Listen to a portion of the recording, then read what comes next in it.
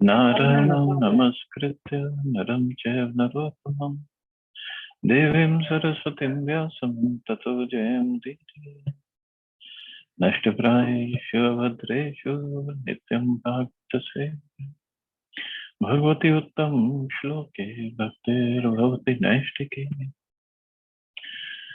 So continuing with the discussion on Srimad Bhagavad Gita and Chapter 2, Contents of the Gita summarized, text 47 onwards. So this verse, if you ask anybody in India, what is the message of Bhagavad Gita? They don't know a whole lot.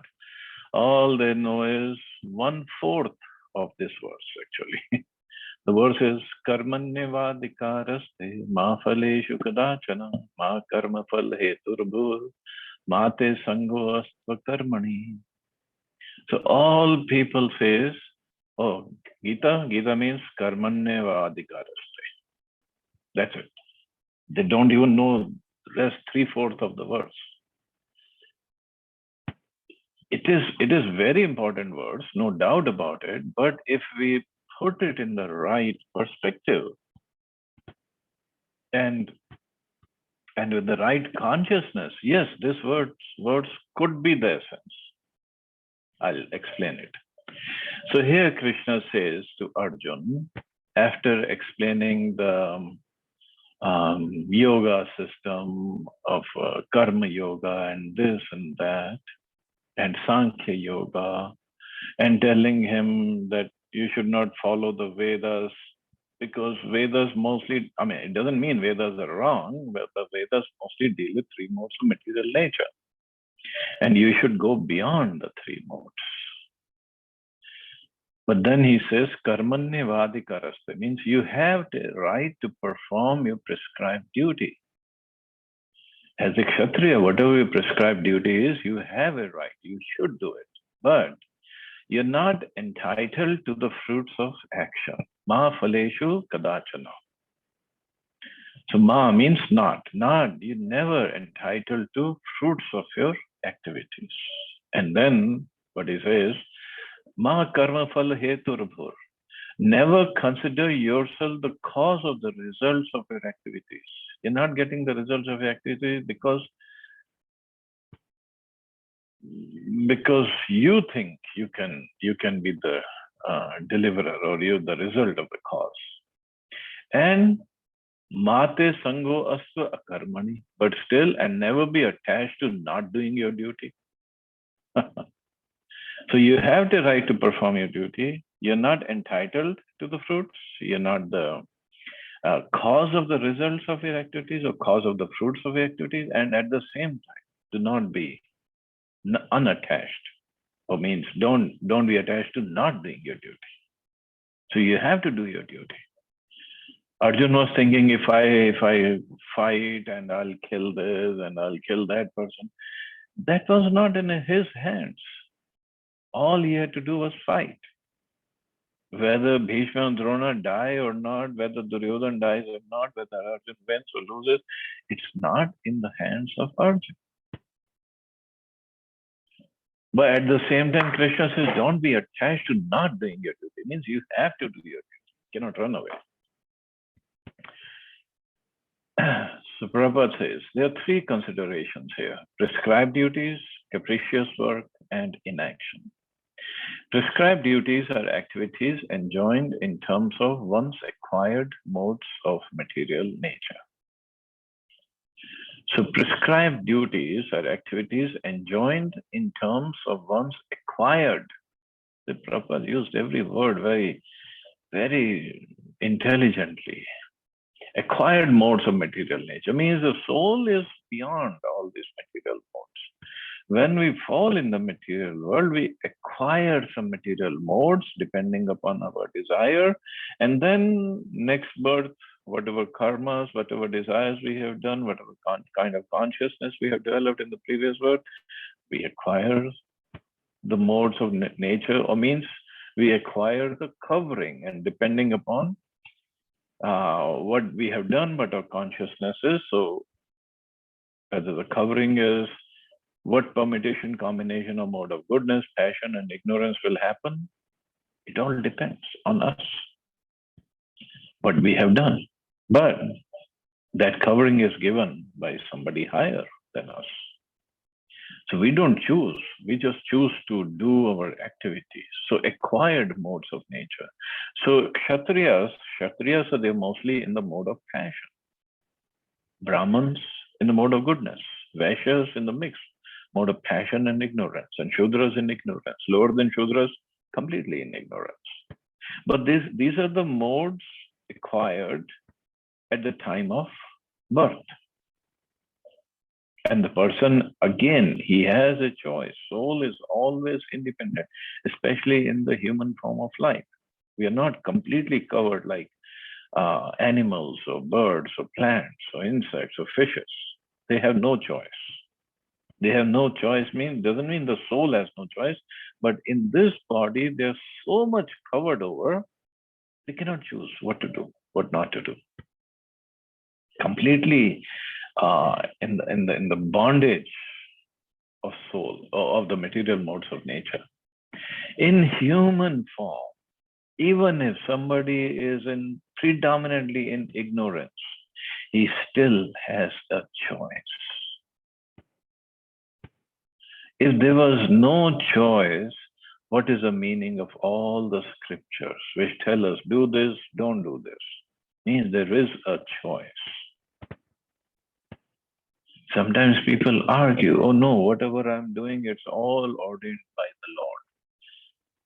Everybody has a choice as a human being. Otherwise, the whole design doesn't work. What is the meaning of scriptures? What is the meaning of different institutes and activities that are given to us? This is like an excuse of running away from the responsibility. Oh, I didn't do it. This is what it was already planned. No, we have a choice. Otherwise, what's the meaning of karma? Karmic reactions. We do something, that's why we get the result. If I didn't do it, why I am getting the results? Good or bad, doesn't matter. It's because I do it. I did it in the past. I'm suffering now or enjoying now. Whatever I'm doing now, I'll suffer or enjoy later. So Krishna says, so prescribed duties or activities enjoined in terms of one's acquired modes of material nature. So as a Kshatriya, Arjun had a prescribed duty. Then Prabhupada says capricious work. Capricious work means actions without the sanctions of authority. Means we're doing it on our own. Good, bad, doesn't matter. I just want to do it. The slogan of Nike, just do it. And inaction means not performing one's prescribed duties. So inaction doesn't mean not doing anything. The soul is so active, we always have to do something.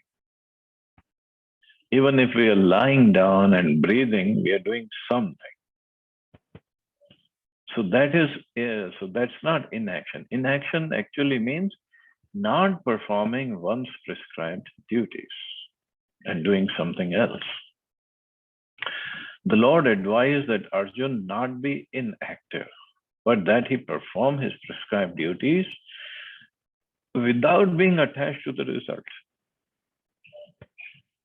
Why without being attached? Because you're not entitled to the fruits of action, and you're not the cause of the fruits of action. So don't be attached to the result. Just like somebody was arguing with me, and he said, if Bhagavad Gita says, don't be attached to the result, why should I do my work? He was a businessman. He said, I am attached to the result. I'm going to get the result. I'm going to make this much money, and I'll keep going. Otherwise, why would I come to business? Why would I come to work? So the point is, not being attached means that we don't work without the anticipation of any profit. We do. But attachment to the result means if I don't get as much profit as I think I would, then I'll get depressed. Or if I lose, and there are many losses also in the business, it always happens, then I'll get depressed. I might stop working. I might commit suicide. You're not supposed to be attached to the results. Means I don't know how much profit I'm going to make in the end, but I'll keep on working. I'll still work and anticipate some profit. And here Krishna says, you're not entitled to the fruits of action, because it's not in our hands how much profit I'm going to make. Nobody can say that. It's all given to us by the higher authorities. For us, for devotees, it's Krishna. So he decides how much we'll get, when we will get, where we will get. And then we're not the cause of the results of our activities. Our activities are in our hands, not the cause of the result. We're not the cause. I cannot say that, oh, I'm doing this, so it's guaranteed that I'll make $1 million. There's no guarantee anywhere. So when we work in this, with this mentality, then we make progress spiritually also, because then we have some faith in some Supreme Lord who is going to give us the result of our activities. And actually, if one is a devotee, he is Krishna conscious, then only this shloka applies on him. Because then he has full faith. He is fully surrendered to Krishna. He says, oh, you're not entitled to the fruits of action. Oh, I know, my Lord, you're going to give me the fruits. I'm not the cause of the results of my activities. I know that. All I have to do is serve you. Means with my work also I can serve him. And never be attached to not doing your duty. Yes, I'm attached to you. So I'm going to do my duty. I'm going to do my service happily. But this does not happen for any karmis, because they're so attached to the results. And in that process, whatever prescribed duty, they don't care. Whatever work gives me more money, I'll do it. And the whole life goes on like this. In the end, what? Nothing. In the end, I'm going to leave everything, whatever I have gained, and I'm going to get more and more karma. I'm going to take karma with me that I'm going to suffer or enjoy with in the next life. Next life, or I don't know which next life. It can be immediate next life, or it can be 10 lifetimes later. I don't know. It's not in my hands. So that's why for devotees, it's always a blissful position, situation. To karmis, it's never. And that's why Krishna says, one who is attached to the result of his work is also the cause of the action. Because then he does more and more karmic actions, and he gets more and more entangled, and then he works more and more and more. Thus, he is the enjoyer or sufferer of the result of such actions. Thus, he is the enjoyer or sufferer of the results of such actions. And every time we perform some activity, there are always pious or sinful reactions, plus or positive or negative reactions. So this life is basically, it just gives us these reactions, and we are suffering. Sometimes we enjoy, sometimes we suffer, and the life goes on. And actually in Kali Yuga, because we are in Kali Yuga, it's more suffering than enjoyment. Much more suffering.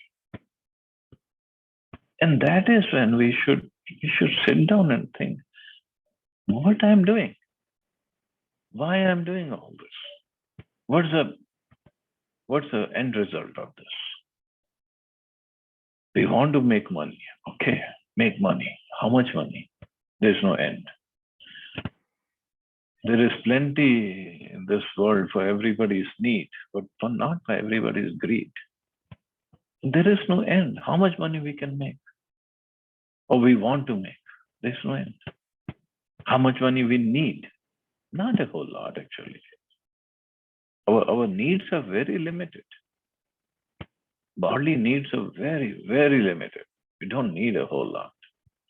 But we end up working so hard throughout our life, day and night, and trying to accumulate more, trying to save what we have accumulated.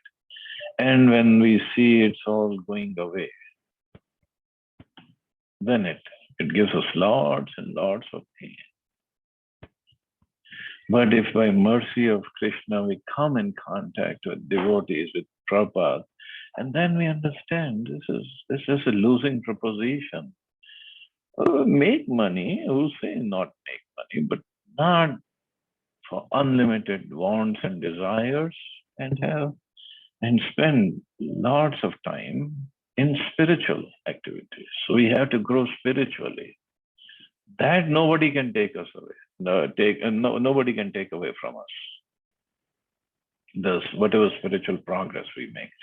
This is what Krishna also says. Neha abhikram nashavasti. Na iha abhikram pratyavayuna. With salpam apyas. Even a little progress made on this path is always there. And whatever progress we make materially, it will be taken away at the time of death, if not before.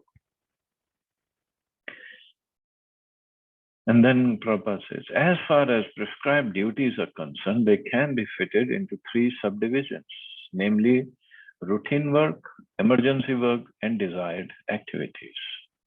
Routine work performed as an obligation in terms of the scriptural injunctions without desire for results is action in the mode of goodness. Work with results becomes the cause of bondage. Therefore, such work is not auspicious.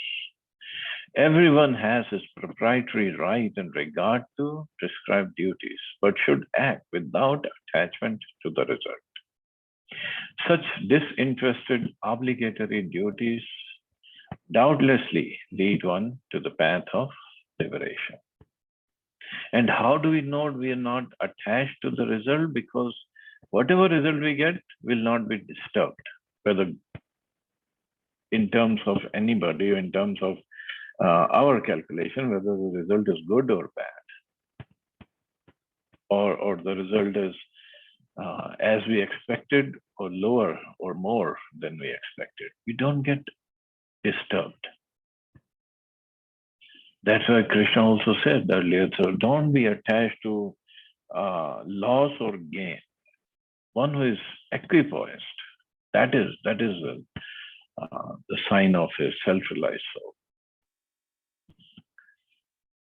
It's not that easy to come to that level. One has to be very, very spiritually elevated to come to that level of not getting disturbed, not getting attached to the results.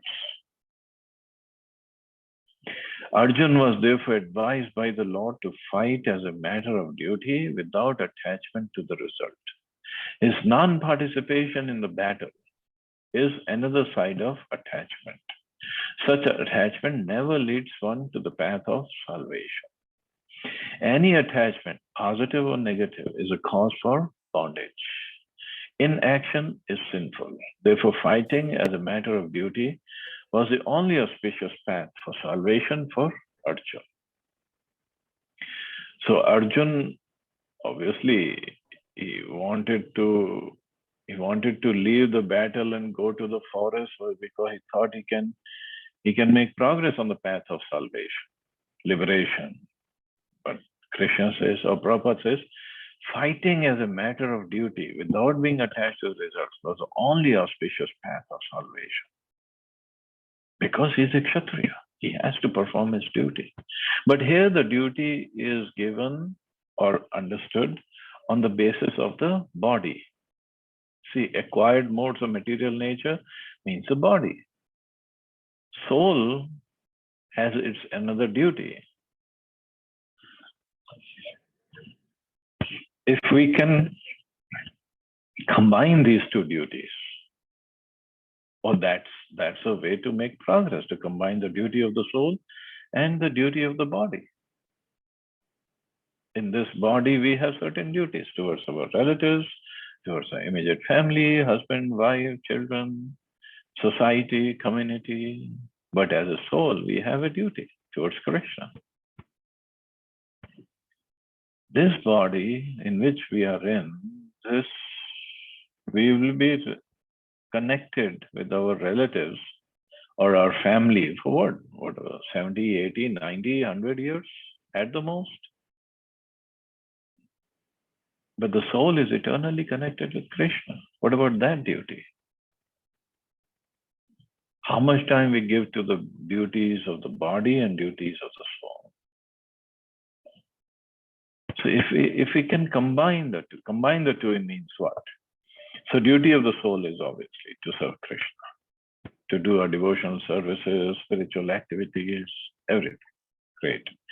Duties of the body to take care of the family. But if we take care of the family, their material and spiritual needs at the same time. So that is combining the two duties. And that is the perfection. That's what we are looking for. Taking care of spiritual needs means every soul has its connection with Krishna. So somehow or other, these particular souls are in contact with me in this lifetime. So it is my duty to help them develop their relationship with Krishna in this lifetime. At the same time, yes, if kids have to go to college, we have to take care of their education, proper upbringing, yes. Husband, wife, they have to take care of each other, yes. But ultimately, our duty is towards the soul. And similarly, in our community, in our society, in our whatever, wherever country, wherever we live. Our ultimate duty is towards Krishna, and everybody's ultimate duty is towards Krishna. That's why we have to help them, somehow or other.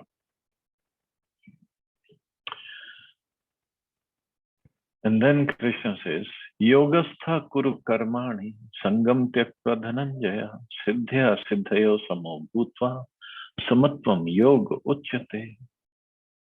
Perform your duty equipoised. Equipoised means without getting disturbed. Perform your duty. Arjun, abandoning all attachment to success or failure. Such equanimity is called yoga. This is Krishna, who's later on termed as Yogeshwara. He's a Ishwar. He's a controller of all kinds of yoga systems. And he's from him comes all the knowledge and the knowledge of yoga, the yoga that we know of these days. We generally refer to yoga on these days is the yogasanas, whatever Patanjali teaches or Baba Ramdev teaches or others. But what Krishna says, what is yoga? It's not doing all the gymnastics. What Krishna says, yoga is such equanimity is called yoga. Equanimity means staying equipoised even in the face of defeat, even in success or failure. That is yoga. What they teach us, all these yoga gurus, is yoga asana. Yoga asana, yes, important to keep our body fit to whatever extent. And then slowly from yoga asana to dharan, dhyan, samadhi means to control our mind as well. But then what? Control our mind to do what? to remain equipoised in success or failure. That is yoga. Later on, there is a verse,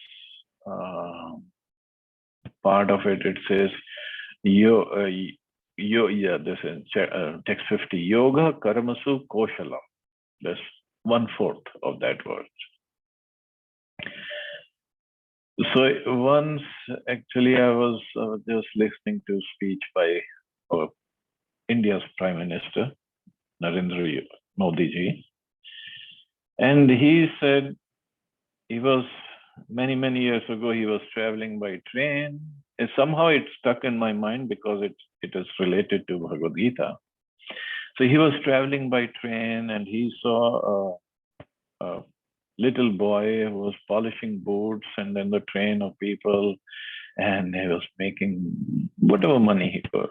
But he said, Modi ji said that boy, he was carrying the latest edition of newspaper. Everybody daily is newspaper with him. So while he was polishing the boots, he would give the newspaper to the person so he could read and polish the, and then this boy polishes the boot, gets his money, takes the newspaper, goes to the next person. So the person who's getting his boot polished, he also thinking, hey, I didn't have to spend money for the newspaper. I read the newspaper for free. And the boy was also happy. He was getting many customers because of this. And Modi ji said, this is yoga, to do the work properly. This is yoga. Yoga karmasu koshalam. But that's not yoga. Not according to Srila Prabhupada or Krishna also.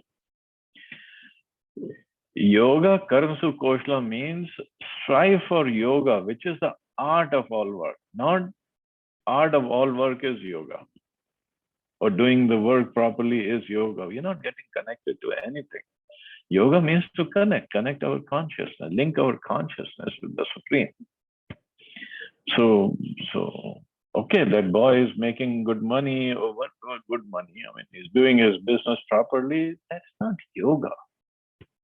It's not even karma yoga. It's only karma.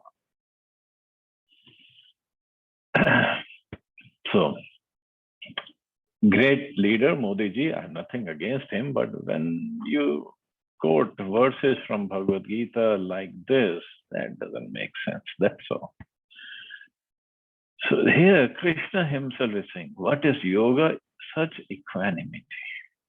Control. If mind is not in control, you cannot make progress, or you cannot even perform yoga. Forget about making progress. So Krishna tells Arjuna that he should act in yoga. And what is that yoga? Yoga means to concentrate the mind upon the Supreme by controlling the ever-disturbing senses. And who's the Supreme? The Supreme is the Lord.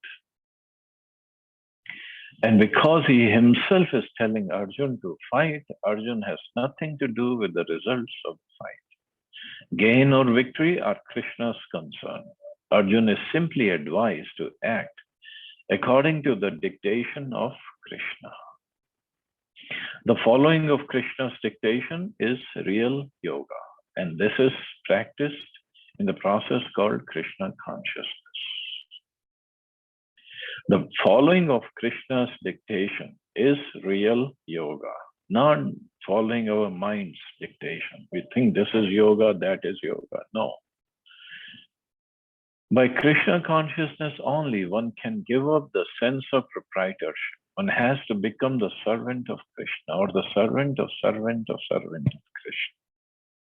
That is the right way to discharge duty in Krishna consciousness, which alone can help one to act in yoga. So this is real yoga. Yoga means to follow the instructions of Krishna, following the instructions or dictations of Krishna. Again, then Prabhupada will explain it later, is Krishna has given his instructions. We cannot understand our own. So we have to approach a bona fide guru who can teach us. So the Guru, we have to humbly serve him, surrender unto him, ask him questions, and then he can teach us. He can give us the knowledge. So there is a process. Arjun, because Krishna is standing right on his chariot, Arjun is asking him questions. Krishna is directly answering Arjun's questions. So we can follow Krishna's dictations by following a bona fide guru who can teach us what Krishna exactly wants. So why bona fide guru? Why the word bona fide guru? Because these teachings, especially spiritual teachings, are so very important and so very it has a confidential message that not everybody and anybody can claim to be a guru. There are so many so-called gurus all over the world teaching different things. That's not guru. So that's why Prabhupada always stressed on parampara system. Parampara means, so Krishna has given knowledge to Brahmaji, Shivji, Lakshmiji, and Kumaras, 4 Kumaras. And from them, when the knowledge comes down, so Brahmaji gave knowledge to Narad Muni to further to Vyasadeva to further his students, and their students gave further knowledge down. Means that the essence of knowledge is not lost. That is parampara system. I cannot just go and sit in a cave or maybe sit in my home and then think that I have learned everything and I can teach everything that is for anybody to be known to make progress spiritually. That cannot happen. Even for material knowledge, to learn our engineering, we had to go to college where that was provided all the credentials for by the government approved colleges. And then I had to study engineering, different courses, one after the other, to make progress properly. I cannot just go to final year courses in the first year. I wouldn't have understood anything. So slowly make progress, take the exams, pass the exams, then progress gradually from one teacher to another. Then we become engineers. And even then, we only have degree, we have no training, then go through training. In medical, there is internship, but in engineering, there is no such internship. We just go directly to the industry and then we learn under that person, under that whoever teaches us how to do it practically. So even for engineering, although the books are available in the market, I cannot just go buy the books and become an engineer. I have to go through the process. So what to speak of making progress spiritually? Just because Bhagavad Gita is available in the market, I cannot say I go buy Bhagavad Gita, I've read Bhagavad Gita, I've understood Bhagavad Gita and living my life according to Bhagavad Gita. No, that's where Guru is. Guru comes into the picture. So this is what Prabhupada is writing, and this is what Krishna wants us to do. Equanimity. Equanimity only comes when we follow this process called Krishna consciousness. And then Prabhupada says, Arjuna is a Kshatriya, and as such he is participating in the Varnashram Dharma institution. It is said in the Vishnu Puran that in the Varnashram Dharma, the whole aim is to satisfy Vishnu. No one should satisfy himself, as is the rule of the material world, but one should satisfy Krishna. So unless one satisfies Krishna, one cannot correctly observe the principles of Varnashram Dharma. Indirectly, Arjuna was advised to act as Krishna told him. So Krishna told him, Arjuna can follow, we have to follow a guru. So who can teach us what is it that Krishna wants and how we can make progress spiritually. And making progress spiritually means to satisfy Krishna or Vishnu. And here Krishna himself is telling Arjun that you fight and you will satisfy me. That's it. And Arjun is thinking, no, I'll run away from fight and that will satisfy Arjun, not Krishna. And even Arjun cannot be fully satisfied because he is not in that mode of material nature. And then Krishna says, Duren hi avaram karma, buddhi yoga dhananjaya, buddho sharnam anvicha, kripana phalahetva. So here Krishna is telling Arjun that you are Dhananjaya. He's using the name Dhananjaya. O Dhananjaya, keep all abominable activities far distant by devotion service. And in that consciousness, surrender unto the Lord, surrender unto me.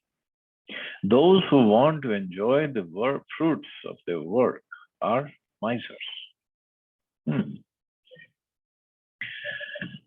So one who has actually come to understand one's constitutional position as an eternal servitor of the Lord gives up all engagements save working in Krishna consciousness. As already explained, Buddhi Yoga means transcendental loving service to the Lord. Such devotional service is a right course of action for the living entity. Only misers desire to enjoy the fruit of their own work, just to be further entangled in material bondage. So miser, this miser word came earlier also when Arjun says, I think I'm miserly, due to my miserly thoughts, I don't know what exactly is my right duty. Miser means having the assets, but not utilizing them properly. So here, those who want to enjoy the fruits of their work are misers. And here Krishna said, keep all these abominable activities far distant by devotional service. You're Dhananjaya. Dhananjaya means the conqueror of wealth. You have the real wealth of human life, higher consciousness, my friendship, great parentage, ancestry, everything is great. So don't do this abominable activity. Don't get involved. Abominable activity means running away from your duty, running away from your devotion service. You can all do all this. Stop this by engaging in devotional service. Don't be just a miser that I'll do my activity, I'll make money, or I'll just enjoy. Prabhupada says only misers desire to enjoy the fruit of their own work, just to be further entangled in material bondage. So fruit of the work we'll get anyway, but if we work for Krishna, then the fruit will be wonderful. So and moreover, no more entanglement, no more birth and death again. Except for work in Krishna consciousness, all activities are abominable because they continually bind the worker to the cycle of birth and death. That's why they're abominable. Whether we're doing pious activities, we still have to take birth again to enjoy the result of those pious activities. And actually, we do a combination, a mixture of activities, pious and impious at the same time. One should therefore never desire to the cause of work. Everything should be done in Krishna consciousness for the satisfaction of Krishna. Misers do not know how to utilize the assets of riches which they acquire by good fortune or by hard labor. One should spend all energies working in Krishna consciousness, and that will make one's life successful. Like misers, unfortunate persons do not employ their human energy in the service of the Lord. So, like misers, unfortunate persons do not employ their human energy in the service of the Lord because we think I have such a wonderful life, wonderful body, wonderful situation. Why should I serve Krishna? I should just enjoy. But first of all, in serving Krishna, there is no lack of enjoyment. There is no lack of happiness. It's plenty of much more happiness. And then secondly, There's no entanglement, no karmic reactions. That is even higher benefit. But misers, they do not know how to utilize this body, this human body, higher intelligence, better consciousness. They do not know. And that is why we have to approach a guru. And guru also means, one of the qualities is guru says, you engage yourself in the service of Krishna.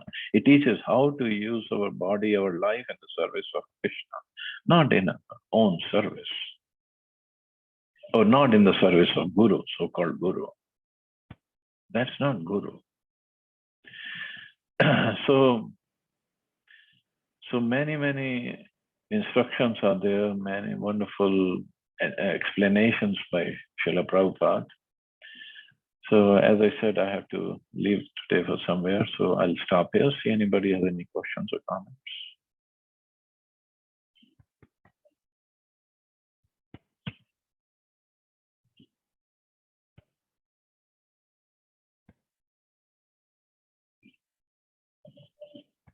Hare Krishna, Prabhuji. Please accept my Hare Krishna. Prabhuji, sometimes some people are like, they don't want to expose their life, they want to be very private. And there are some people who are very extrovert and all. So what should be as per Bhagavad Gita, how should we behave actually? Should we be try to be very much limited to ourselves or very private person, or being we should be try to open? How to understand that? See, what we have to do is ultimately be Krishna conscious, whatever helps. If it is like company of people who are just trying for so-called enjoyment materially, going to parties and this and that, it's better to be introvert and just like enjoy your own. But when it is time for preaching or helping others spiritually, we can be extrovert. It just it varies from person to person, at the same time varies from situation to situation. Okay, Prabhuji. Thank you. Thank you, Mata. Chalo, so we'll stop here. You all have a safe and wonderful week. Hare Krishna. Jai Srila Prabhupada.